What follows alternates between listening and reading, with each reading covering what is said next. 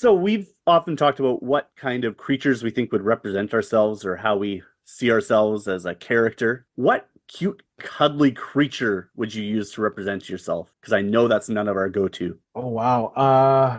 I don't know, a bunny. A bunny? I like bunnies. Anything about a bunny that you feel that you relate to? I don't know. I mean, no, I No? just like them. I used to have one. I think that they're chill and calm, That sounds like you. fast as fuck, which is not. No, maybe not so much. But I don't know. Just they're like they seem. I don't know. They're chill. I don't know. Chill, quiet, Yeah. pretty relaxed for most of the time. Yeah, like to See, get busy. On the contrary, I Yeah. see myself as a squirrel. The ADHD, the brain's always going, always moving. There's always something to distract me. Well, that and the Got my giant head on a tail. swivel. I think I'm definitely a squirrel. Yeah, I could see that. All right. What'd you, Kyle? I would have to go with cat. Yep. Definitely a cat. Yeah, I have literally seen you nap in the sunny spot and then move later on back To get- into the sunny spot once the sun has moved, right? Like, Yeah, absolutely. yeah. No, I have like literally seen you do that. Yes. And loyal only Kind when of you want to be. lazy. Sorry. Loyal when you want to be. Yeah, I want affection on my terms. On your terms. Yeah. Yeah. No loves chin no unsolicited scratches. touching. Oh yeah, chin scratches. He's not are a good. big fan when you rub his belly. No, you get clawed. Yeah. I do bite, scratch sometimes.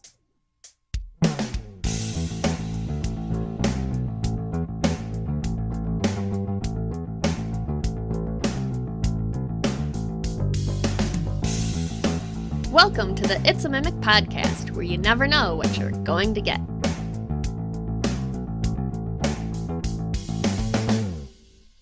Welcome back to It's a Mimic, where you never know what you're going to get. Today, we're continuing our discussion on Monsters in Dungeons & Dragons 5th edition. I'm Kyle, and with me today are Brad and Dave, and this episode is called Cuddles and Giggles and Jelly Like Jiggles. Adorable. In this episode of the It's a Mimic podcast, this panel of Dungeon Masters is going to snuggle up to some of the cutest and friendliest little creatures in all of Dungeons & Dragons. Before we get into it, I want to remind everyone that the podcast has already spent a number of episodes on goblins and kobolds, which some people think are cute. Episode 263 talked about the El Mirage in the last section. Episode 280 covered Modrons, and there was even a recent bonus episode on the Patreon that discussed Turtles, Grung, and Lokatha. So we're no strangers to traditional cuteness in the D&D world. I mean, just look at Terry's butt. Ooh. But before we get into the three creatures of this episode, I just want to ask, how often do you see legitimate cuteness played in D&D when it isn't just used as a trap or a manipulation? Let's roll for it. Yeah. And Oh, mine that went on one. the floor. Starting out strong. Excellent. I've got a 5. Not much better. 17. All right, Dave. No, I only ever use it for a trap and manipulation. If there's like a small child that's like, oh, hey, mister, trying to be all adorable, that is absolutely someone trying to trick them, you know? Yeah. That's why you never trust children. Kyle, we're talking about D&D right now. Yeah. At our table, anything cute just automatically gets murdered really quickly by our ranger player. So I don't know how many Okay. times Dan has tried to use it on my group because all the cute things die or get adopted as a pet. As for There really is no other one. It either gets killed or adopted. killed or adopted, that's usually the way it is. Or it's a trap. Yeah, it's one of the three. But then it Ah. does end up being killed or adopted after the trap, right? Absolutely. It's interesting that the ranger player is the one who kills all the cute things, because that's normally the person who plays Yeah. to keep all the cute things. You would think. I mean, if it has fur, she won't kill it. But if it's like anything humanoid, no. If it's too cute, it's a trap and it dies. All right. Well, I mean, I admire the consistency, I guess. All right. Before we get overwhelmed with belly scratches and soft purring, that's interesting. Let's cut to an info break. We've previously covered quite a bit in our discussion on monsters in 5th edition. For all of those episodes and more, you can follow or subscribe on Spotify, Apple Podcasts, YouTube, and dozens of other podcast apps. And if you'd like to support us, you can donate through the website, check out our store, or join the Patreon and get access to other episodes and series. If you'd like to pay for some ad space on It's a Mimic, or just send a shout out to a friend, please reach out to us through our email and website that are listed in the show notes below. Hey, it's Adam. Normally, this is a part of the episode where I tell you about what's coming up this week or what's going on the Patreon or give any announcements, shout outs to new patrons, anything like that. However, as some of you might have figured out, these episodes have been recorded and edited weeks, if not months in advance, because Mieka and I are getting married this fall, and so we're taking a production break between the middle of September and the end of 2024. So there's going to be just a whole lot of stuff running on autopilot, and as you can imagine, the further away we get from a release date, the harder it is to predict what's going to happen as far as announcements or if there's any sort of release hiccups that may occur. So I'm just going to remind everybody that if you would like to support us in any way, we are incredibly grateful for it. There is a store on our website, it's mimic.com. There is a donate button that's on the website as well for anybody that wants to give just a one-time little boost to us. And then of course there's our Patreon, which has the campaign builder that comes out about twice a month. That's for the bronze tier and above. The next tier up also gets episodes of Legend Lore and Legend Lore Online, where we do book reviews as well as the reviews of PDFs of what's happening on D&D Beyond on like a half-year, quarterly year basis for the online stuff. And then discussions on homebrew campaigns and specific ways to adjust from a DM perspective. A lot of it's kind of DM diary in those episodes in the homebrew series, and those come out for the tier above that even. So on top of that, there are the odd bonus episodes that come out that are supplements to the main episodes, as well as just the odd special every once in a while. So while our production studio is mostly going to be shut down, our Patreon Discord, of course, is still going to be very active, and we are still going to be able to hopefully release all of the episodes. Most of them are already scheduled and set up and ready to go through the fall and the early part of the winter here. So I hope everybody has a safe fall and winter, and I can't wait to come back and dig into all of the new crap that's been happening with the latest edition releases. But for now, let's get back to the episode. All right, guys. Well, let's roll up. I got a 7. 18. 3. 3. All right, so I'm going first. I am going to present to you all the Hollyphant, which can be found in Baldur's Gate: Descent into Avernus on page 237 if you're following along at home. I did a little scouring of the internet, and I couldn't really find any true inspiration for where the origins of this creature came from other than D&D. I tried to look into maybe some Hindu history, as I know they have a lot of ties to elephants within their faith circles, but they don't really have anything that flies or looks like the Hollyphant. As for 5th edition, it's been around for quite a while. For those of you who are unfamiliar, a Hollyphant is effectively a tiny little elephant with wings covered in gold fur, is incredibly adorable and sweet. They are fully good aligned and are considered to be a celestial. And they really treasure friendship and honesty. That is the most important thing to a Hollyphant. As long as you don't lie to it, try to deceive it, or trick it, and you are kind to it, it will follow you around and be your friend, or at least keep you company for a little while. So again, like I described them, they are, rather than a leathery elephant, they are furry, but they're covered in like this luminous, shimmering gold fur, and they have rapidly fluttering wings, which are not proportional to the body. As you can kind of imagine, for something like this, the wings are quite small compared to the size of the Hollyphant, but they are able to propel it around, let it hover, get it to where it needs to go. It kind of looks like Dumbo because it's got the ears or the wings coming out of the ears almost. Yeah, almost. And you can kind of imagine, Dumbo, but with gold fur instead of being a traditional gray elephant. Yeah, I'll be honest, from the art, that thing looks fucking hideous. Yeah, it's actually not that cute in the 5th edition art. I've seen other editions of the art, or even just fan art, that looks quite cute. But yeah, the official 5e art is not that pleasing to look at. No, but the description definitely does paint it as. Yes. Yeah, the description does not match the art in this case. I don't know why that's the case. As for the stat block, if we look through it, we're looking at a creature with a CR of 5 here. So it's not especially powerful, but it's not going to, fall over to a stiff breeze. It has a walking speed of 20 feet, but a flying speed of 120 feet. You are not going to be keeping up with this thing if it's in the air and trying to escape you. You're going to be burning a lot of spells to try and do so. It's got an AC of 18. All of that's natural armor, so decently hard to hit, and averages out about 36 hit points, or 86 plus 8. It is resistant to bludgeoning, piercing, and slashing damage that's non-magical. Pretty traditional for any sort of celestial. Completely immune to poison and the poisoned condition. But the most interesting thing about this thing is that it has what they call an aura of invulnerability. If you are within 10 feet of this thing, nothing can touch you, and you can't touch it unless you cast a spell of 5th level or higher. Now, that does not include upcasted spells. So you can't just burn a 5th level spell slot. It actually has to be a 5th level spell or higher to get through this aura of invulnerability. So it could be any 5th level spell, though? Well, as long as it's going to do damage, right? Okay. Any 5th level spell cast will have effect within the aura of invulnerability.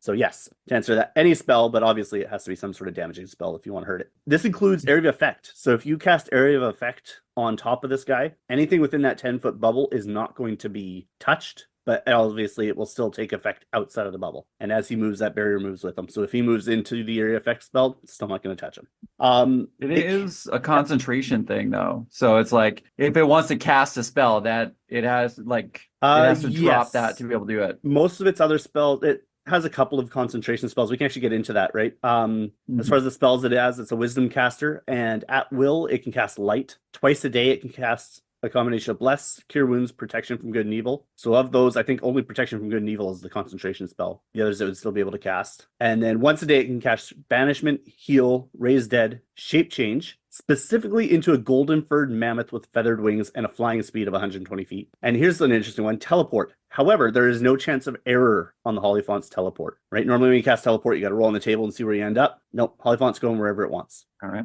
The most interesting thing about the spell list, in my opinion, is it gives you a pretty clear indication of what kind of creature this is, right? Everything here is to basically help, to protect, or to basically get rid of evil, right? Yeah. So you're either healing somebody, bringing them back from the dead, protecting them, or banishing something terrible, or just getting out. And then lastly, we can get in the actions. The Hollyphant can make a weapon attack with its tusks. They are not much to write home about. You got a +3 to hit, and you're doing 1d6 melee damage. Not too impressive. It doesn't even have a multi-attack, right? So it is a magical weapon, but you're doing it max 6 damage. However, it does have an ability, only 3 times a day, it can cast called Trumpet. And basically it blows air through its horn and what that does is it produces a 30-foot cone of energy, and it can do one of two things. It can either be a trumpet of blasting, which everybody in the cone will make a Constitution saving throw. Otherwise, they will take 5d6 thunder damage and be deafened for a minute. If they save, obviously it's half damage. And anything non-magical will take 10d6 thunder damage, like any items.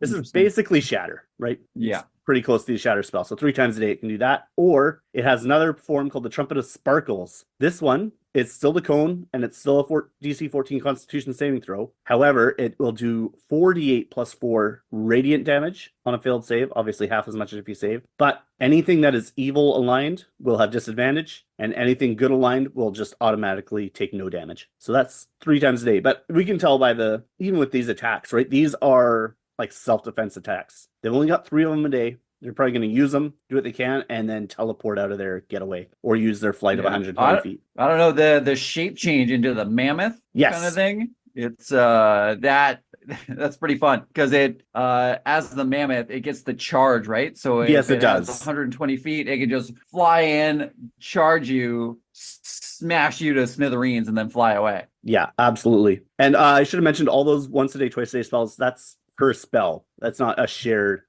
casting, which is important to note. It's pretty fun. Because, yeah, you can cast the mammoth and then you can immediately just banish something or heal right after that. So it's pretty decent, but I think the intent of this creature is fairly clear, right? This is meant to be a friendly presence, a helpful presence. You're not going to bring this thing into battle with you, but if the fight comes to you, it will defend itself at least long enough to help you escape or finish off whatever's coming at you. That's about it for the Hollyphant. Who's next? Kyle, do you remember when we were doing the Mad Mage? There was that level 8 with the stone giants, and there was was it Magdoth's castle with the Hollyphant? We never got into the castle because we never went to the bottom of that pit. Right. Oh, you missed out on the adorable little Hollyphant then. Yeah, there was a Hollyphant guy that was gonna shrink you guys down and do a bunch of fun stuff. All right, that would have been fun. Yeah. All right. Well, let's get into some questions. Let's roll again to see. Let's do it.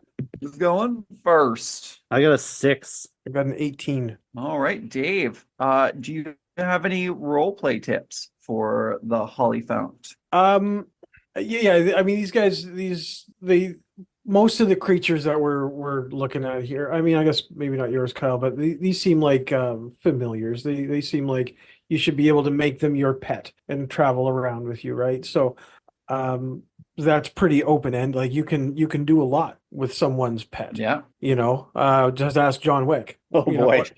Right? What happens when you are that high level character and your pet Hollyphant gets captured or kidnapped? What are you willing to do to go get it back? Yeah. Interesting. Yeah.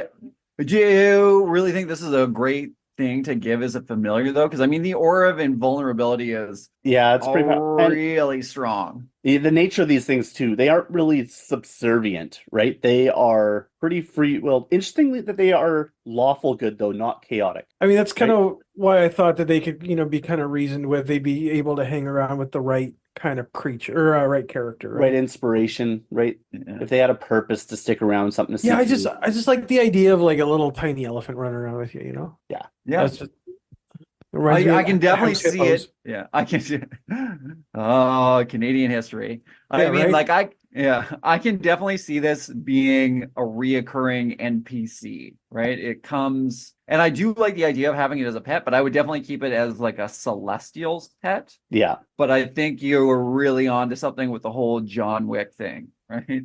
Like that's a great quest. Right. It's idea. also a way to use it in that without having it be game breaking, It's not Yeah. going to be overpowered if it's the pet, Yeah. Or you really want to drive your players, have them form a friendship with this Hollyphant, and then all of a sudden somebody from the big bad guy or something like that comes in, just murders this Hollyphant right in front of the party. You're going to drive your party to act on that, right? Oh yeah. Like if your party's just spending too much time in town doing their downtime activities, or you just can't seem to get them to follow the plot line, put a Hollyphant in front of them for a session, make them befriend it, and then just murder it in front of their eyes. Yeah, a little bit of Yeah, murder I think goes a long way. Absolutely. You gotta do it right, but if you do it, you can yell it. Yeah, you know what? Honestly, I think that's as close as you can get to railroading without actually railroading a party. Yeah, absolutely. Yeah. I mean, these things are intentionally adorable. I would probably play one. This is again where the lawful alignment doesn't seem to match the description of it, the visual description, because I would want to play it rather aloof as a creature, rather just kind of carefree. But the lawful really does have it kind of pointing you in the direction of, having some sort of mission, having some sort of code that it's following. It does have a purpose. It's not just existing in the world. Yeah, I mean, it is a celestial. Are there any chaotic celestials? I thought most of them were pretty lawful. As a rule, generally, there must be an exception. I'm going to have to look this up because that's going to drive me crazy, but we can keep going. I'll look it up later. Yeah, so, I mean, for roleplay for me, I would definitely play it curious. I was like, oh, what are you guys doing? What's that you got there? Oh, that's pretty fun. What do you got? Oh, where are you gonna go now? Huh? And just, I don't know. Yeah, like a newborn puppy kind of thing. It's just excited to go on an adventure. Yeah. That's definitely. All right. Do you guys have any exploration tips? That's you, Dave. I mean, I feel like these things are going to be I feel like the Magdoth's castle really was a good setting for these the Hollyphants. Like they do seem like they can run a small area of their own, have a little layer of their own, and it's going to have all sorts of little magical quirks and neat things along the way. Almost like wandering into like a magical tinkerer's mansion. I don't know. This is what I see when I'm going. You going through like a Hollyphant's lair. Yep. You guys with me? Yeah, a bunch of curios, Yeah. stuff that's shiny. Yeah, it's definitely going to have some sort of, it's going to have a celestial, just even a vibe to it, right? You're going to see general goodness is going to follow it wherever it goes, right? This thing is not going to leave behind a trail of destruction. Yeah. Is it going to be really clean in its lair? Like everything is swept, everything I feel like place? it almost should just come with prestidigitation built in, right? And it's not even that it casts it, it's just like permanently on this creature and everywhere it goes. Well, I mean, when I think celestials, like the cleanliness goes hand in hand, right? Yeah. Cleanliness is next to godliness. Next to, come on. Yeah. Yeah, absolutely. But yeah, I think the exploration for this is you're gonna have rumors of, even like as you're trying to find this thing, right? There's gonna be signs of probably it's gonna leave happiness in its wake, right? People are gonna be glad that it came through town. Problems are generally gonna be solved. You come to a town and everything is just kind of hunky dory there. It's probably a good sign that you're on the right trail for following this Hollyphant. Yeah. All right. I can dig that. Actually, how much time do you even think these things probably spend on the material plane? Like, do they really pop down often? Or are they floating around? Or are these things that are mostly, up in Celestia, and then unless they've got a mission to come down? I think they are wandering around all the time unless they're on a mission, right? They are You think they're trying to sneak out. plane hoppers? They're always happy to explore new spaces. Yeah, like they're just they would be just wandering the material plane, kind of seeing what's up, taking in the sights, and checking in on the people that it cares about. Yeah, as soon as it gets a call, then snap, it's back up to wherever the celestial realm it makes its Mount home Celestia, is. or whatever it is. Yeah, but I can definitely see it kind of hopping around. For me, I wrote for exploration. I guess I got to this question and then I just wrote smell and then I skipped it and then I guess I forgot to come back to it. But yeah, the trunk, we should take that trunk into account for sure. Yeah. Well, no, I was thinking that. Oh, the smell that it emits? It emits the smell of either fresh baked cookies or cinnamon rolls everywhere it goes. Yeah, I was thinking funnel cake, like fairground smells. So I'm on board with that. Yeah, that could work too. Mini donuts. Yeah, absolutely. On my Sunday campaign, I play a rogue fairy, and my character smells like brownies all the time. That's fantastic. Yeah, it's kind of similar, kind of neat. Absolutely. It's a fun little detail. All right, guys. Any combat inspirations you got? I know we touched on it a little bit earlier. But Dave? I mean, I don't think these things want to fight. No.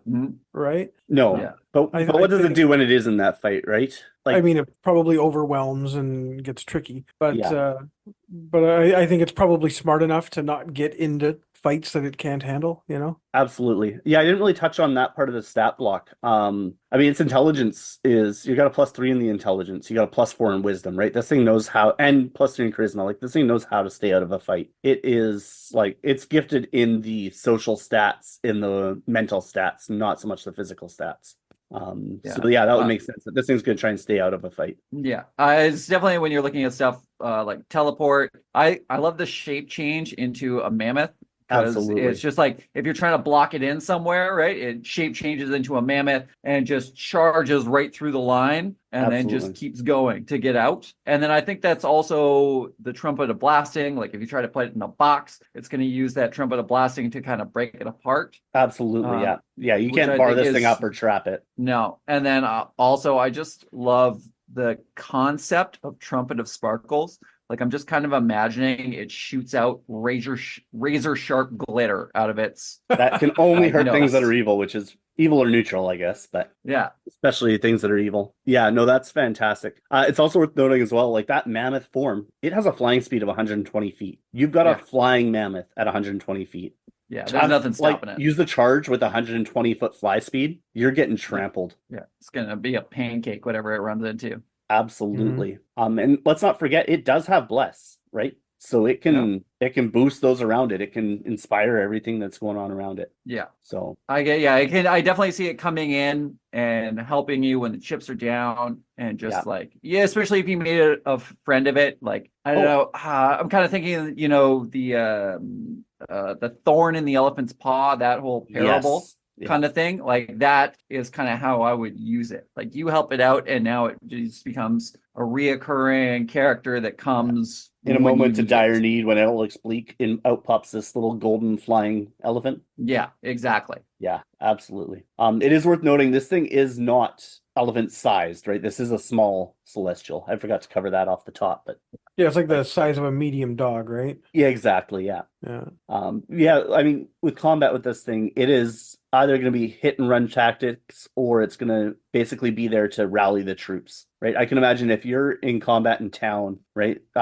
Armies invading, you're trying to hold off the front, people are hiding, cowering away. The Hollyphant pops out. I can imagine everybody just being inspired to come alongside and fight for the good of this Hollyphant, right? Yeah. The cowards will come out of their shells. They'll be ready to fight. They'll do whatever it needs. Like, this thing is inspiring. It's not in the stat block, but when you read everything about it, it tracks. I mean, it also has raised dead too, It does. It seems I don't want to say it's shoehorned in there, but it's definitely like, this does Choice. not, one thing does not look like the other, right? Yes. Yeah. I mean, it's not raising an So- army of undead in the same sense, right? But No, yeah, no. I imagine this is like, it's returning the favor kind of thing. Like that's what Yeah. it's using the raised dead for. It Yeah, is definitely a last resort kind of Absolutely. thing. Because I imagine it's, don't meddle in the affairs of mortals, right? Yes. Like that's kind of where it's I got see. the Yeah, it's, thing. it's not using it on everybody, but in a key moment, absolutely, it has it. It has exactly. it in its quiver. That makes Yeah. sense. All right, cool. Do you guys have anything else you want to add to this? Adam gives us these prompts and has some questions here. And I'm looking at one under combat. What benefits are there from harvesting parts of this monster? And I really like this one because if we cut off the trunk of a Hollyphant, could you play it like a flute? Or I guess a Ooh. trumpet. I was picturing using parts of it for spell components, right? Right. The trunk is going to provide some sort of healing benefit if used in a potion or a concoction. Its wings will probably provide either like for a fly potion or something like that. Mm-hmm. Like if this thing is killed in combat, I can imagine. That said, though, I think if I was running this and it died, I would probably just have it poof. Yeah, return to where it. Yeah, either return to its plane or just vanish from existence. Yeah, if I was gonna I don't like the idea of harvesting it. It would. I mean, you got That feels ivory like tusks an evil right campaign kind of thing. there. Yeah. Yeah, I feel like the idea of harvesting parts off a celestial is just You're gonna anger Bad some other mojo. celestials. I think is what's really Yeah, gonna you're happen. gonna- yeah, it's You're bad- gonna bad really karma, piss off you some know? celestials. But I could see if you want you're to gonna get John Wicked. absolutely. Yeah. But I think if you want to play that, I think running poachers, right? This thing's got ivory tusks. I mean, it doesn't specifically say ivory, but it specifically does point out it has tusks. Yeah. So perhaps there are things that would want to poach it and use it for spell components, right? There's an evil faction out there hunting these things. Yeah, Lich. good point. I can see a Lich using it Absolutely. for its phylactery. Yeah. But yeah, I don't think you as the Something player are going to terrible. want to be harvesting parts off of this unless you're playing an No. evil campaign. Fuck no, yeah, definitely. I feel like this is if you kill one of these to use it as components, you're definitely dropping in an alignment kind of thing. Absolutely. I will be covering Flumphs, who can be found in the Monster Manual. So these adorable little Underdark dwelling darlings are so named for the sound their little jets make as they float majestically through the air. So I love that. Just flump, flump, flump, flump, Yeah, flump, flump, flump, it's flump, flump, flump, fantastic. flump, like little helicopters. So even though they may seem like simple creatures that look nothing so much as pale white floating jellyfish who glow faintly in a variety of colors depending on their mood, soft pink for amuse, deep blue for sadness, green for curiosity, and crimson for righteous fury. They do carry a wealth of information on religion, history, magic, mathematics, and a bunch of other subjects. Pretty much anything you can think of, which I guess makes sense and is to be expected from telepathic creatures that depend on the mental energy from psionic creatures for sustenance, taking only what they need so as to leave the creatures they feed on virtually unaffected. The lore here states that they are attracted to good aligned creatures but flee evil ones, but that is kind of, contradicted by saying that they can often be found in the vicinity of Abyss and Mind Flayers, as well as the Geths. So, I mean, it's kind of hard to believe, but beggars also can't be choosers. Yeah. So I think they're almost like aberrations who kind of strayed from their kin, right? They found some good in the world. I read in another thing, this isn't 5e lore, but it says that, they might have been a separate split in evolution from Grell. Okay. So, I mean, also Interesting. floating Yeah. monsters with tentacles, but, Yeah.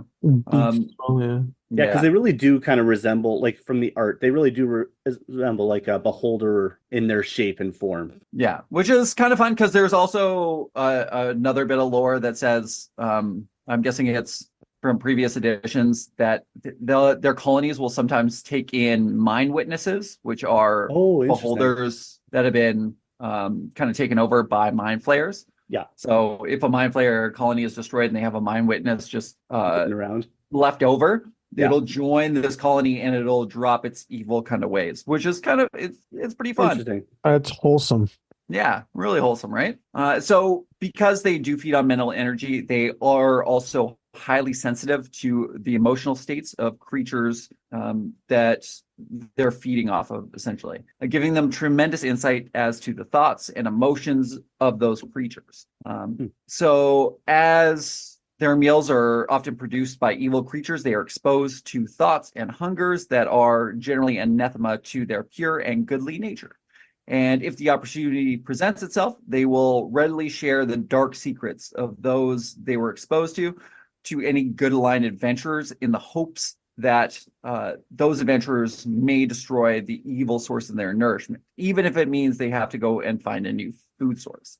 I know Flumphs tend to lead nomadic and monastic lifestyles and are organized into groups called cloisters, within which the Flumphs freely share knowledge among each other, and each Flumph has a place and purpose based on their own unique skill sets. These harmonious groupings have no need for leaders, since all Flumphs contribute in their own way. So, communists. But they are small, CAR 1/8 lawful good aberrations. They have an AC of 12, averaging 7 hit points, a walking speed of 5 feet, and a fly speed of 30. For stats, they have a +2 to Dex, Wisdom, and Intelligence, a -2 to Strength, and 0s in Charisma and Con. They have +4s to Arcana, Religion, and History skills, are vulnerable to psychic damage, which is interesting. Yeah. Because they feed on psychic energy, but I guess if Yes. it's like directed to them in a negative way, it hurts them. Like an overload, kind of. Yeah, that's a pretty good description. They have 60 feet of dark vision, although I really feel like they should have true sight, just because they're telepathic. Yeah, that makes sense. They have telepathy up to 60 feet and can understand Undercommon, though they cannot speak it. For traits, they get advanced telepathy, where they can perceive the content of any telepathic communication used within 60 feet, and cannot be surprised by any creatures that have any form of telepathy. So that's where I was thinking that they should have true sight, because they just, I don't know, they feed on mental energy. They should know where everybody is around them. And they can also like read emotions based on what they're feeling. But anyways, they also have the prone deficiency, meaning that if they are knocked prone, a die is rolled, and if it lands on an odd number, the Flumph is incapacitated, but can repeat a DC 10 dex save at the end of each of its turns to right itself and end the incapacitated condition. They also get telepathic shroud, which renders them immune to any effect that would sense their emotions or read their thoughts. Though this seems kind of ridiculous when they change colors like a mood ring to tell you how they're feeling. But they are also invisible to any divination magic because of this telepathic shroud.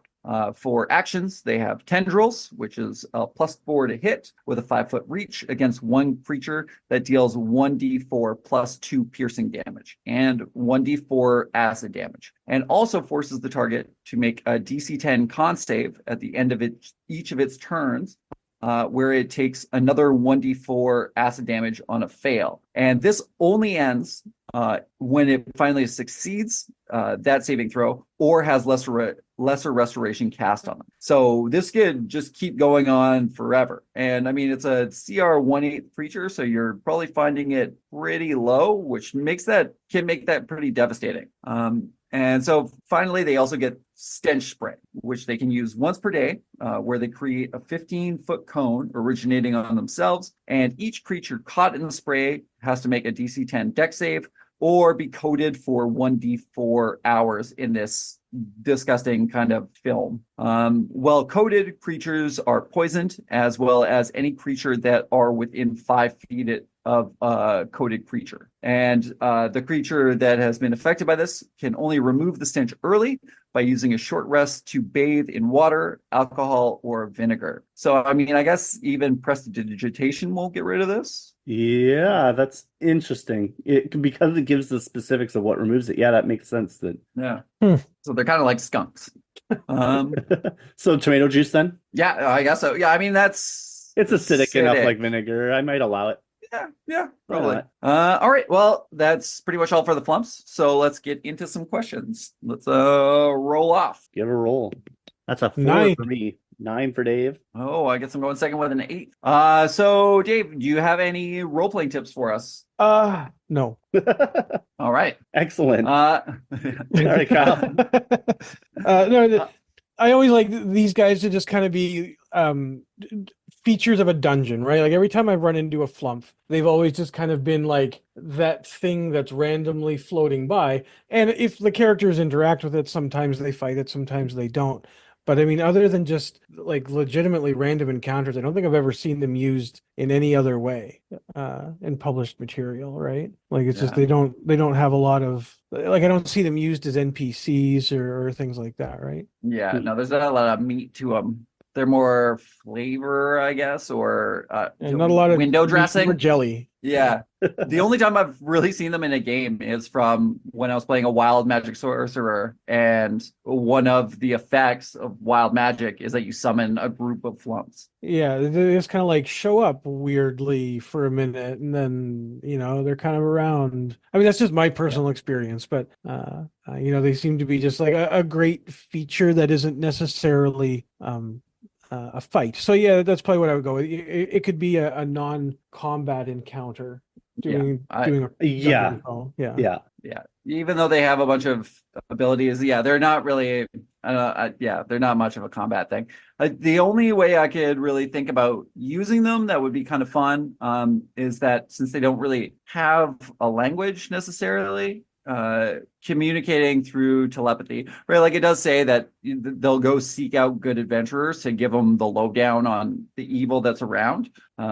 So trying to communicate with these, like rather than going, I think some communicating there's- with like dance or movement, right? No, I was thinking it would convey thoughts through like emotions, so it would change colors and then kind of random pictures. I'm kind of picturing like holy trying shit, you to- see how red Bill is? He must be pissed. yeah, right. Right. But I imagine trying to decipher a message from them is kind of like trying to decipher an entire message written in emojis. Sure. So I might even do that, right? Like I would give a bunch of emojis to a player and be like, here you go. This is what the Flumph is trying to tell you. That's fantastic. That is excellent. Yeah. Brad, what do you got? Yeah, I like the fact that one, they absolutely like flee from all things that are evil, right? So one, they're a good warning sign that there's evil nearby. But the other one that really stood out to me is the fact that they are incredibly like sensitive to the emotional states of nearby creatures. So you've got that edgy rogue with this like dark backstory that nobody knows. And this little Flumph flies up to it with green, and then as it gets closer and kind of flies around the rogue, it goes to blue, like depicting the sadness, like there's some sort of sadness surrounding this rogue, right? Because it's attuned to the emotional state of your party, right? So when that emotionless rogue is trying to put up a brave face, the Flumph is going to completely undo that and portray all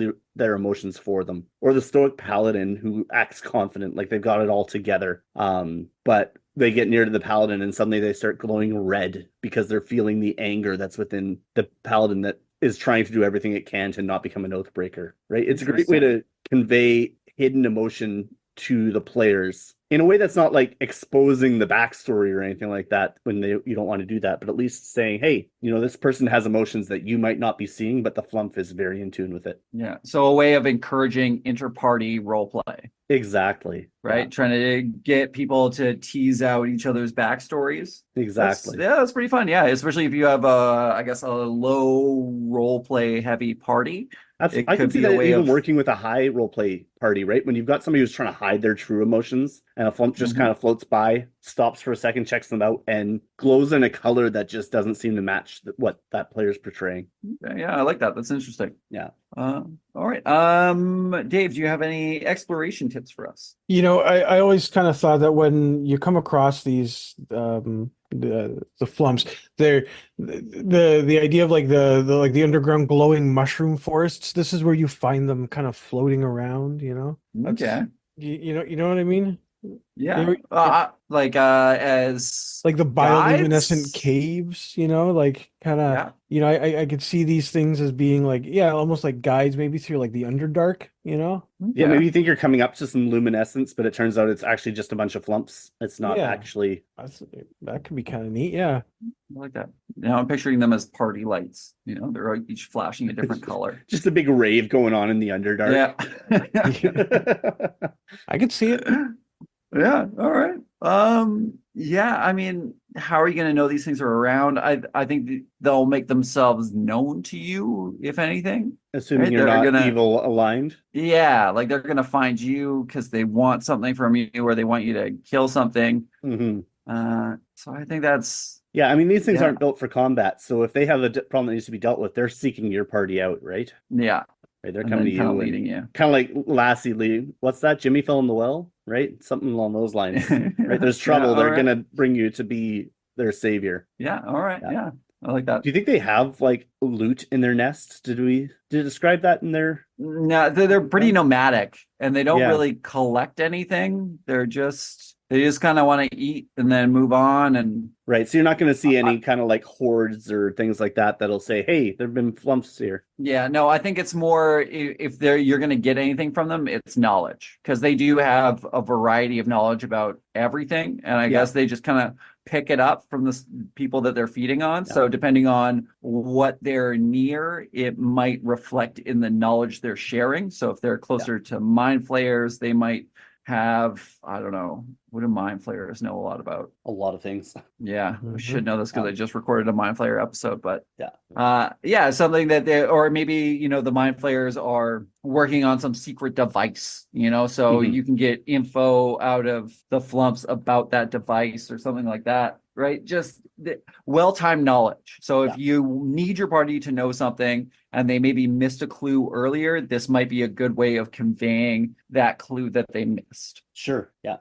We mentioned earlier, but two things. The stench spray, obviously, right? You're going to smell them possibly before you see them. Yeah. Right. You'll know that, oh, they've been here. Maybe there was a bit of a conflict and one of them released a stench, and because they can last up to 4 hours. So they might be long gone, but at least maybe you can follow that smell or, kind of track it that way. And the other thing is, right, they've got the tendrils with the acid. Perhaps there's little pools or puddles of acid, especially if it's been injured and maybe it's leaking, something like that. You could track it that way. Yeah, that's true. So there's a few little clues that you can kind of leave for your party to follow them. Yeah, I guess so. Yeah, but I mean, like, why would your party follow a bunch of flumps, I guess? Yeah, I mean, you may not know it's a flump, right? Perhaps, right? As a Oh, yeah, DM, you right? might You're think just it's leaving a some clue. horrible They other smell creature. something or they see this trail. They follow it, maybe not knowing where it leads, and boom, there they are in the middle of a school of flumps. Yeah. Right, Oh, 'cause yeah. again- Or you could use them as a false trail, right? Because Yeah, they're absolutely. tracking something else that has acid and smells bad. Yep. And so you follow this, but you get a bunch of flumps instead of whatever creature that you were looking for. Mm-hmm. And they do travel in Yeah, that big could work. groups. So, I mean, you're going to have some sort of signs there possibly as well. Yeah, true. Right? Imagine a bunch of these things let off their stench spray at the same time. Your party is going to be pretty overwhelmed by the smell. Bunch of them just sharding all over the place. Just absolute, like imagine a whole like group of skunks all releasing at the same time. no, Bad enough thanks. when it's one. No, I've had dogs get sprayed by skunks a bunch of times, and it is friggin' It's awful. Foul. Yeah. All right. Let's move on to combat. Dave, do you have any combat inspirations for these flumps? I mean, again, these things I don't think want to fight. They're more of a set piece, more of a non-combat encounter. Mhm. Yeah, they're Right? definitely This is not. a nice change of pace. Or it doesn't have to be, but normally that's how I see them used. Right? Yeah. Yeah. Yeah, I would agree with you. Yeah, they're not really. They got 7 hit points, AC of 12, and they don't have any like crazy flying speed like the Hollyphant. The only thing that I can think of is that they just dominate a action economy, right? If you have a whole bunch of them all doing 1d4 plus the acid damage. Oh, yeah, just death You by just- Yeah, I mean, we 1,000 have cuts. rules for making swarms, right? Why wouldn't you just make a swarm of these and run them as a swarm? That feels like the right Yeah. way to. You're not going to be fighting these things one-on-one in combat, right? You're going to be fighting a group of them if you're fighting, or if they're fighting Yeah. alongside you. More likely, being lawful good, they're more likely to be fighting alongside you. Yeah, right? I don't even think they're fighting. They're just No. they're gonna spray you with their stench and then run away and Yeah, just kind of get out of hide. there. Yeah. Absolutely. They're not interested. Yeah, okay. But I think going back to the last one, what would be the benefits of harvesting these? Yeah, I was thinking of that as well. I mean, I you've think got it's- the stench spray, like you could harvest the stench sacks, right? Kind of like you'd harvest a skunk. That's useful as either a throwing weapon or some sort of thing there. I always, Yeah. I mean, in my head, had it so that when they died, they just like went Flumph and just kind of like burst or disappeared. Like Yeah. Flumph was the name that they made when they fucked off. right? Okay, yeah, I can see Yeah. that. And they just kind of like pop like a bubble. Yeah. They are compared to jellyfish, right? So you see jellyfish washing up on a beach. Could you imagine showing up and there's just a bunch of these things that have kind of like swelled up in one spot, and you'll know, oh, maybe there's been something else that's come through here and hunted them. I could have lived my whole life without that mental image. So thanks for that, Yeah, Brad. you're very welcome. Happy to help. It's pretty hideous, but it's a great visual image. Yeah. I mean, at the end of the day, right? We decide you're not really fighting these things. You're CR 1/8. These are Yeah. 100% flavor creatures, right? Yeah, definitely. What smell do they? Oh no, we discussed what smell they emit. We talked about that with the last one. It's definitely not cinnamon sugar and churros and No, fair food. this is This is skunk. 100%. Absolutely. All right, should we yeah. Do you guys have any other thoughts on this before we move on? No, I mean, they are adorable. They're a nice break considering they're based in the Underdark, right? I wouldn't find any reason to really remove them from the Underdark. I think that's a great place for them, but it's so nice to have something in the Underdark that's not trying to kill you. Yeah. Although I impose its will on do. you. Oh, yeah. Thank you for reminding me. I do. Okay. So, they got rid of the whole idea that there is no inherently evil race or Yes. lineage.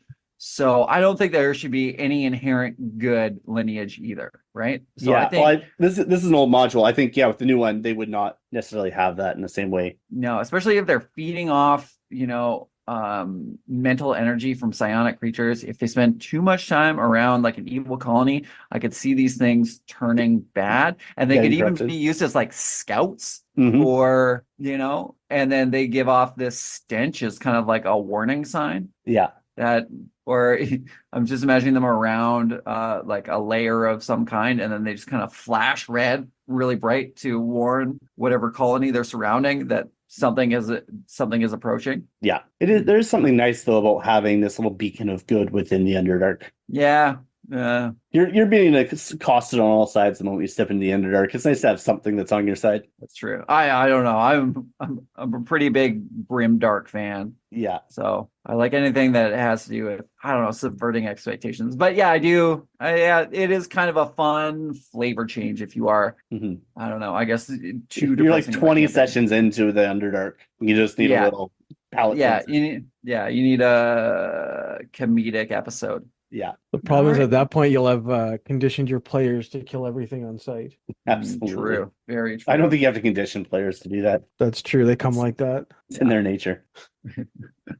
Okay. Well, let's move on. Dave, what do you got for us? All right, I've got the Tressym, which I absolutely love. These guys, you can find them in Storm King's Thunder. Now, these are essentially house cats with wings. They're the size of a house cat. They look like a house cat. They come in all shapes and sizes like a house cat. They just have wings. Okay, that's really their shtick.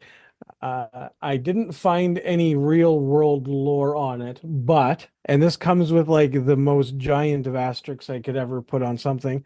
I saw in a comment on Reddit that apparently Freya, the Old Norse, she had winged cats, and this was kind of the inspiration for it.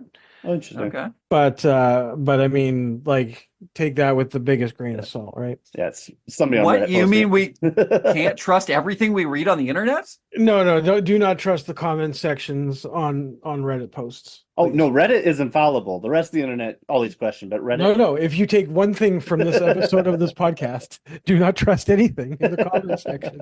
But no, as far as 5e lore goes, they're said to be the result of wizardly experiments on house cats, which kind of breaks my heart a little, They do get along with other Tressym quite well, but they do prefer to kind of hunt and live alone. But one of the neatest things about them is they absolutely hate Sturges. So I feel like Dan could get some This is Dan's favorite creature in all of D&D. Right, absolutely. And they like to harass dogs. Okay, they like to just pick Just on like Dan. right, which is perfect. It fits.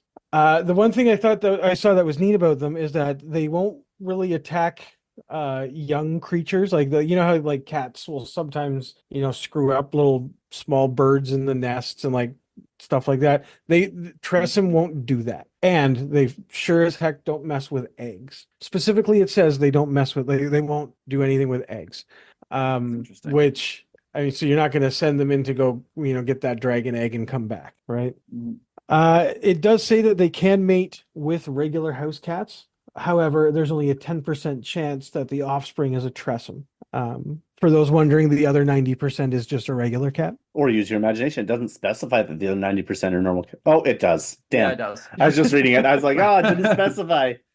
You can get really deep in the weeds here, but no, it does specify. Right? They do live up to about 20 years. And the one thing I also noticed was that they're now classified as a monstrosity, but before it was they were a beast.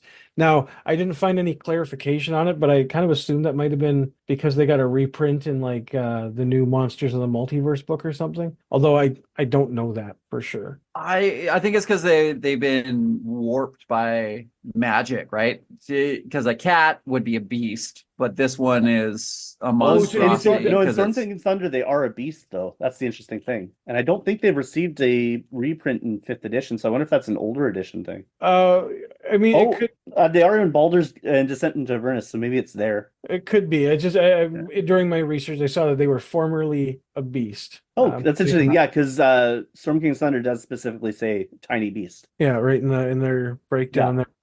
The other thing I learned, do you guys know what a group of cats is called? Oh, I do No. know this, and you're gonna say it, and I'm just gonna. But no, I can't pull it on my hat. I actually did not know this. I learned this. I was reading through. I was like, and it referred to this as being a group of Tressym, and I didn't know this, but apparently it's called a clowder. Clowder. Yes, a clowder of cats. I have heard that. What? Yeah, Oh, that was new to that's me. I really hadn't weird. heard that All one right. before. But it's a thing. I went to the Google, and as we've already learned, we can trust everything you read on the internet. Absolutely. All right. So now it's fact. All right. But one of the main uses for Tressyms is traditionally as a familiar. That's kind of what they do, right? That's what they're there for. They were originally created of wizardly experiments on house cats. Like it's right there, you know. Mhm. They are tiny size, tiny beasts. They have an AC of 12. They got like 2d4 hit points, so they're pretty squishy. And they do have a 40-foot speed, 30-foot climb, and a 40-foot fly. So I was thinking that like there should be something, you know, with them being agile and jumpy and stuff. But I mean, they fly. That's close enough, right? Yeah.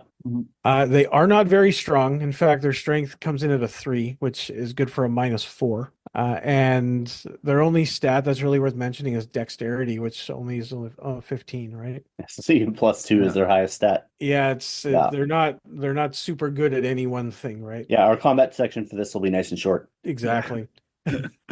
For skills, they get perception for +5, stealth +4. They're immune to poison, both the damage and the conditioned immunity. Like right? Yeah. In previous editions, they had an ability. What was it called? Like ultraviolet sense or something. But now they just get dark vision for 60 feet and a really good passive perception at 15, right? One of the abilities they get, detect invisibility, so they can detect any magical invisibility within 60 feet of them. So that kind of plays to this previous ability that they had, right? They understand common, but they can't speak it. I did find notes of a language called Tressym speak, but I didn't find that in Sounds like a Wizards fan of the edition. Coast. Yeah, I didn't find that in proper Yeah. Wizards of the Coast material. Other than that, I mean, they're a challenge of 0, literally 0. They are not difficult. These things have familiar written all over them, right? Yeah, absolutely. Yeah. They do come with keen smell, so they get advantage on perception checks that rely on smell, and poison sense. They can detect poison essentially by smelling, touching, or tasting. Right, and they're immune to it. So before you get all weird about tasting poison, they're immune to it. It's fine. Yeah. Yeah. For their action, they only get a claw attack, which is a +0 to hit and does 1 damage. Right, like it's Yeah. You're not the fighting last with thing these you're things. doing, right? I think Yeah. that all this is here really to show you don't make this thing fight. Don't bother. Yeah, they're pretty squishy. They're not going to take many hits, right? No. No, they're window dressing. Right, And they're what you familiars. use to make your players feel and manipulate them with through that, right? Absolutely. This is something you use for Megan, I think. Or Dan, I as actually we think discussed. Mieka has a Tressym. Yeah. I believe 100%. Adam went and got her a mini, like specifically made of the little Tressym character. Oh, that's No, fantastic. that's pretty adorable. Yeah, he had some silly name too. Oh, which most Tressym do have silly names. I forgot to mention that part.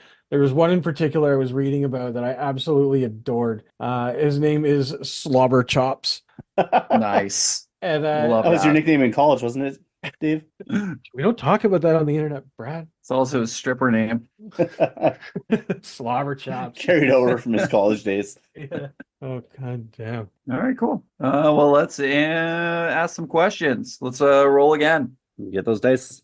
One final time. Six. Hey, an 18. Oh, Brad, you're up I'm first. actually going Give first us- for once. Yeah, give us some role-playing tips. Roleplay. I mean, we discussed a lot about how this is going to be Wizards familiar. And we discussed with the Flumphs earlier. I kind of want to pull back on that thread again of the, what's that, stuck in a well? Imagine you come across this thing and it just starts to skitter away from you. But if it gets too far, it kind of circles back. Like it's beckoning you to call it. And what it is you're finding yourself in stumbling across a tower of a wizard. And the wizard has either trapped itself in a spell or something's gone wrong with one of its experiments and it needs your help. And the Tressym is kind of like the way to pull your players in with this little thing, because it's cute, it's adorable. Somebody in the party is going to want to follow this thing and make it their pet, and they'll be really pissed when they find out it's someone else's pet. Yeah, you're right. This is a really good guide, a good way to get the hook into them, right? Get the message delivered from the more powerful character, right? Yeah. You know what? I would use it like the opposite way. I would have this following the party, and the party would catch sight of it every once in a while, and then it would disappear. And it was sent by a wizard, like a big bad, to just kind of keep an eye on the party and see what they're doing, see what they're getting up to. And then just the party finds, their plans constantly getting foiled. And they're like, oh, what's going on? And then it's just like, oh, well, maybe it's the monster that's been following you this whole time. But they're like, no, it's an adorable cat. How could it possibly be evil? And just kind of play on their love of cute things and possibly cats. Oh yeah, once they hit like tier The little 3, black cat. and like they've been taken note by some of the more powerful beings in the world, they send their familiar to befriend them and like starts to hang out with them, and then there's the betrayal. Yeah. Oh, love that. Well, and the best part is you're going to have one savvy player in your party who realizes they're being followed by this thing, is going to try and like leave out poisoned milk or something for it. The thing's immune to poison, right? Yeah, So- yeah, that's funny. Yeah, good point. Oh, Carrie or looking also, at you. Yeah, that's right. Or on the other side of it, also just coat this cat in poison, Yeah, so there that you when go. someone tries to pet it, they get poisoned. Fantastic. That's That's diabolical. I love wonderful. I love that. That's great. Stay away from me. it. No hugs for you after this episode. Furiously taking notes. Yeah. that's right.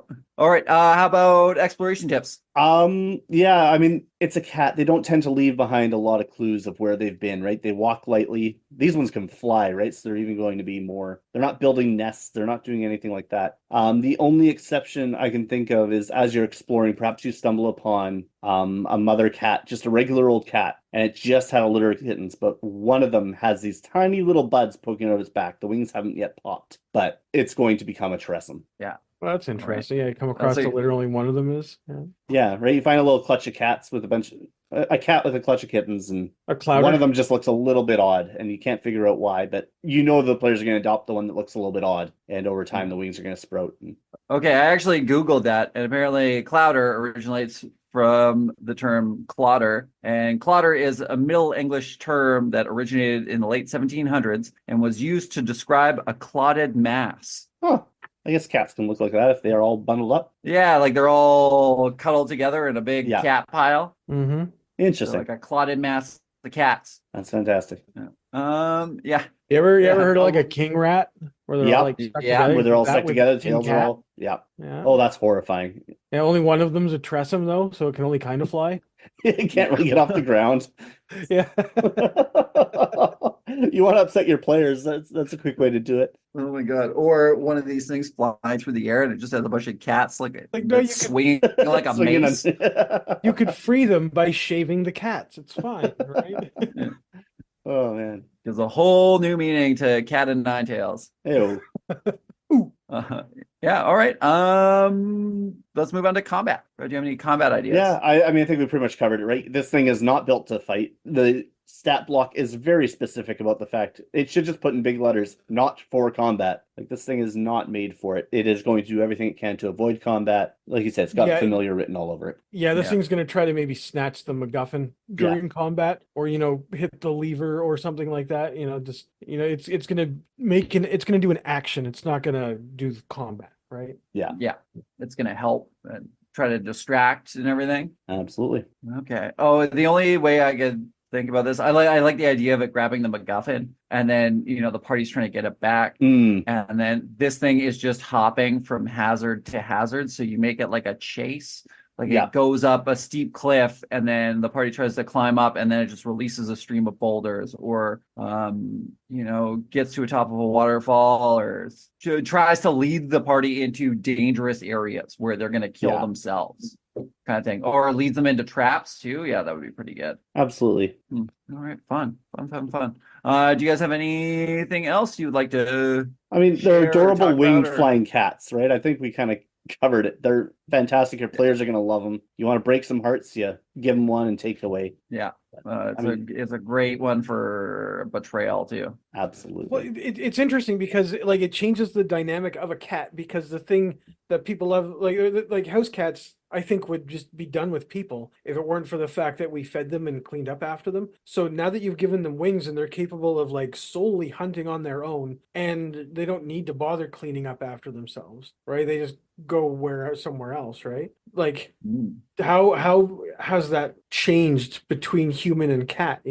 How has that relationship changed? It's just an interesting cats were always capable hunters. Humans just made it easy, so they didn't have to. They just got lazy. I think Tressyms would do the same thing given the opportunity. Yeah, I don't think you're going to see them as like a mundane pet. Yeah. They're a wizard's pet. Special. They're sticking around somebody who's got something to offer. Yeah, even though there's 10% of the litter could be a Tressym, I think very few of them are actually indebted servants to people, right? Yeah. Okay. I just want to share a quick cat fact before we move on. So Absolutely. Cats don't actually meow at each other to communicate. It is something they picked up to communicate with humans, and they've actually modeled it after babies crying. That is fascinating. Yeah. We Just really took the are. time to study that. They're our masters, aren't they? Oh, absolutely. Yeah. They basically domesticated themselves too. They just kind of moved in with humans. They're like, oh, I live here now. You're gonna feed me. I'm gonna take care of your mouse problem. We're gonna get along just fine. I mean, I'll take care of mouse problems if people feed me. Isn't that what you do for a living already, Dave? Close enough. Yeah. All right. Awesome. Well, it's that time again. But before we end the episode, let's jump into our last info break. If you've been inspired by the conversation in this episode, please feel free to reach out and share your creativity and ideas with us and the rest of the community. You can reach us on Facebook and Instagram, or on our subreddit, r/itsAmimic, where we keep a place for you to ask mailbag questions as well as our episode guide. Also, if you're feeling particularly generous, please follow and subscribe and leave us positive reviews, likes, and comments. Engagements like that help us pop up on search engines and keep this show running. To kind of bring it all together here, I feel like the one thing we learned about these cute, cuddly little animals is that they're familiars and they're set pieces. These are not combat things. You don't fight cute, fluffy things. That's not really what we got into today.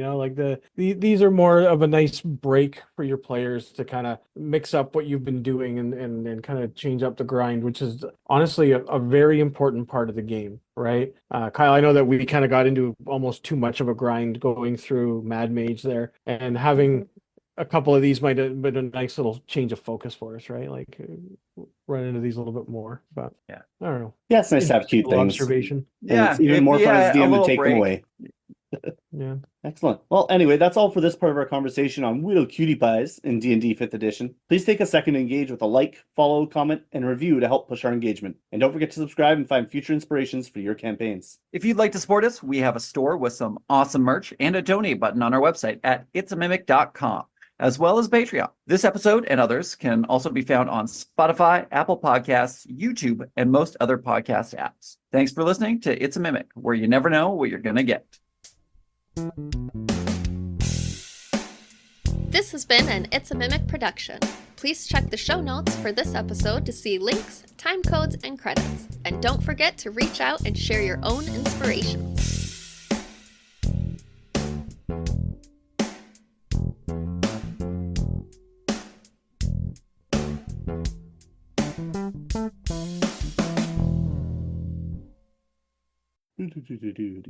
Information. Well, that's it. Fly, my little dragons. Have a fantastic day.